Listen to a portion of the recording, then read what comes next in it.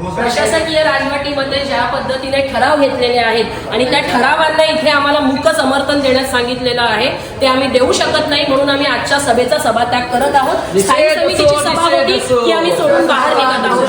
का तर फक्त तो प्रशासकीय राजवटीला ठराव आहे म्हणून आज तुम्ही तो ठराव रद्द करून परत करायचं म्हटलं तर परत 1 वर्षाचा कालावधी जाणार। लोक इकडे टॅक्स पे करतात, त्यांना सुविधा पाहिजे।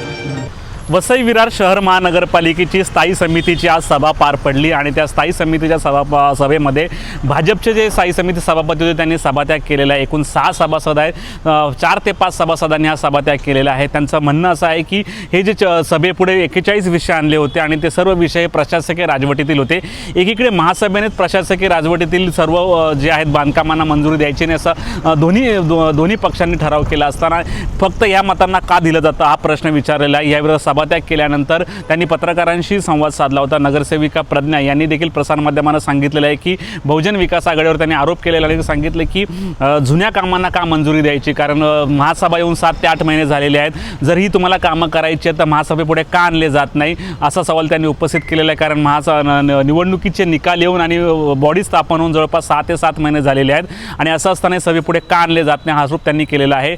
एकीकडे 2 महिन्यापूर्वी जी महासभा झाली त्या महासभेमध्ये असं ठरलं होतं की प्रशासकीय राजवटीमध्ये जे ठराव मंजूर झालेले आहेत त्यांना जे आहेत की बाद करायचं असं दोन्हीही पक्षांनी ठरलेलं असताना का दिलं जातं। तर दुसरीकडे प्रवीण शेट्टी यांनी सांगितलेलं आहे की विरोधकांना जो आहे की हा कामं होऊन द्यायची नाही, त्यामुळे यांनी सभात्याग केलेला आहे। जर पुन्हा नव्याने कामं काढायची ठरली तर त्यामध्ये 5 ते 6 महिन्याचा कालावधी जाऊ शकतो। तर दुसरीकडे कामाचा इस्टिमेट देखील मोठ्या प्रमाणात वाढू शकतं, त्यामुळे त्यांनी सांगितलेलं आहे की केवळ विरोधाला विरोध म्हणून हे काम केलं जातं आणि केवळ 6 सभासद नाही ते 4 सभासदांनी सभात्याग केल्याचं त्यांनी सांगितलेलं आहे। 41 विषय जे आहेत आज महासभेपुढे स्थायी समितीपुढे ठेवण्यात आले होते आणि त्यातले बहुतांशी विषयांना मंजुरी देण्यात आली आणि जेव्हा प्रत्येक विषयाला जर तुम्ही मतदानाला टाकलं तर ते बहुजन विकास आघाडीचं एक संख्याबळ जास्त असल्यामुळे ते ठराव जे पारित व्हायचे, त्यामुळे एकंदर पुढे त्यांनी 20 ते 25 विषय झाल्यानंतर भाजपने सभात्याग केलेला आहे। त्यामुळे एकंदर दोन्ही बाजूने पक्षाचं वातावरण पेटलेलं आहे। दोन्ही पक्षांचं नेमकं म्हणणं काय आपण ऐकूयात।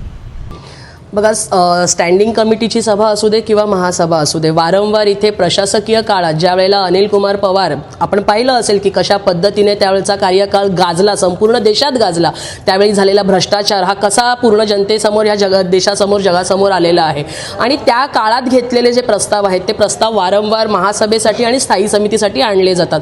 आजच्या स्थायी समितीत सुद्धा 41 विषय होते, त्या 41 विषयांपैकी 28 विषय असे होते, 28 ते 30 विषय असे होते की जे प्रशासकीय राजवटीमध्ये त्यांना त्या निविदा निघाल्या होत्या, ते ठराव झाले होते, त्याला मंजुरी मिळाली होती।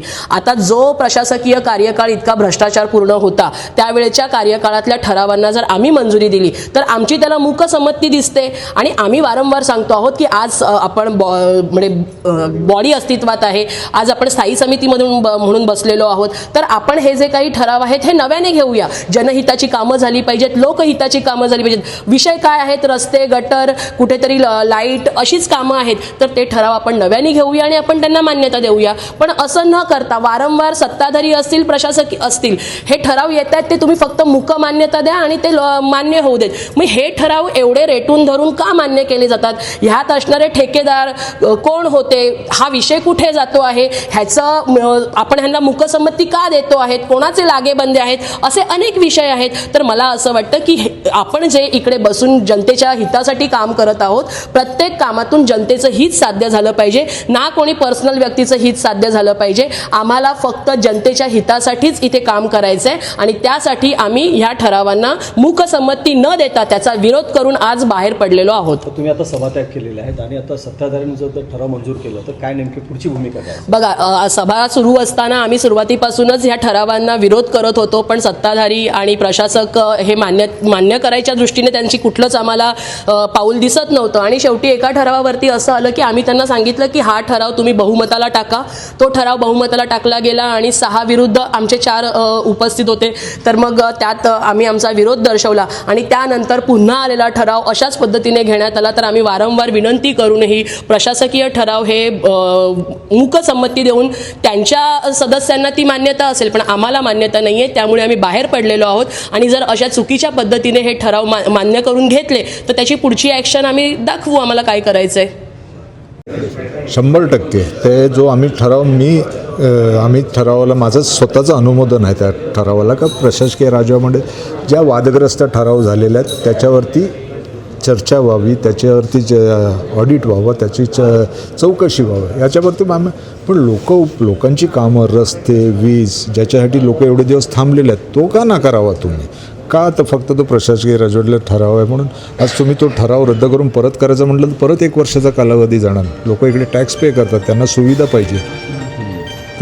पाहिजे. तुम्ही ठराव रद्द करणार, त्या कामाला तुमचा विरोध आहे का? नाही. मग ते काम करायला काय हरकत आहे आपल्याला? तुम्ही तो परत तो ठराव करून सह्या बदलणार फक्त आणि किमती वाढणार. त्याच्यामुळे आमचा आग्रह होता का तो ठराव मंजूर करायला लोकांना सुविधा मिळेल. ठराव पास केले आपण आम्ही पास केले. 41 मध्ये किती ठराव पास झालेले असतात? विषय सगळेच पास झाले.